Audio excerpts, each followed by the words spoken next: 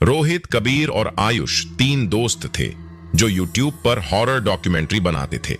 वे हमेशा नई और डरावनी जगहों की तलाश में रहते थे। एक दिन उन्हें काला गांव के बारे में पता चला। यह गांव पिछले 20 सालों से वीरान था।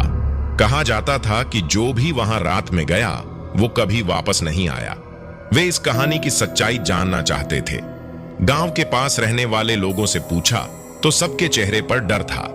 एक बुजुर्ग आदमी ने सिर्फ इतना कहा, अगर तुम अपनी जान से प्यार करते हो तो वहां मत जाना। लेकिन आयुष ने इसे अफवाह समझा और कहा, असली हॉरर तभी बनेगा जब हम खुद वहां जाएंगे।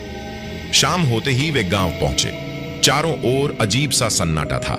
हवा ठंडी थी और हर चीज वीरान दिख रही थी। गांव के गेट पर एक पुराना टूटा फूटा बोर्ड लटक रहा था जिस पर लिखा था, रात में यहां मत रुकना। लेकिन वे आगे बढ़ गए। रात के 12:30 वे गांव के बीचों बीच एक पुराने कुएं के पास पहुंचे। कहते थे कि यहां आधी रात को काली छाया घूमती है। आयुष ने कैमरा ऑन किया और कुएं के अंदर देखने के लिए ड्रोन उड़ाया। स्क्रीन पर सब कुछ सामान्य था, लेकिन अचानक कुछ हिलता हुआ दिखा। भाई, ये क्या था?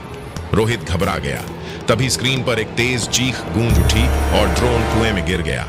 अब उन्हें महसूस हो रहा था कि कोई उन्हें देख रहा है। पास के एक घर का दरवाजा खुला था। अंदर जाकर उन्होंने एक जली हुई डायरी देखी।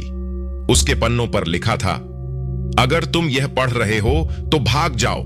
यह गांव मर चुका है, लेकिन इसके लोग अब भी यहां हैं। तभी दरवाजा तेज आवाज के साथ बंद हो गया। खिड़कियों पर काले हाथों के निशान उभर आए। हमें यहां से निकलना होगा, कबीर चिल्लाया।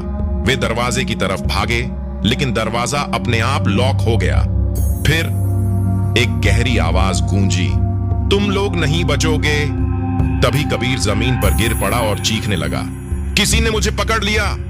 जब उन्होंने पलटकर देखा तो उनकी सांसें थम गई। कुएं के पास एक लंबी काली परछाई खड़ी थी। उसकी लाल चमकती आंखें और नुकीले नाखून थे। वह धीरे धीरे उनकी तरफ बढ़ रही थी। भागो! रोहित चिल्लाया। वे भागने लगे, लेकिन गांव का रास्ता बदल चुका था। अब चारों ओर परछाइयां निकलने लगीं। उनकी आंखें चमक रही थीं और अजीब आवाजें आ रही थीं। हम फंस गए हैं। आयुष घबरा गया।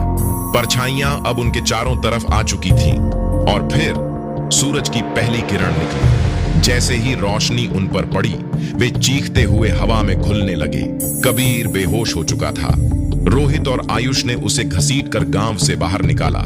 सुबह होते ही उन्होंने कैमरा चेक किया और फिर जो देखा उसने उनके होश उड़ा दिए। कैमरे में एक डरावना चेहरा दिख रहा था जो सीधे कैमरे की तरफ देख रहा था, और वह चेहरा उनके ठीक पीछे खड़ा था, जबकि वहां कोई नहीं था।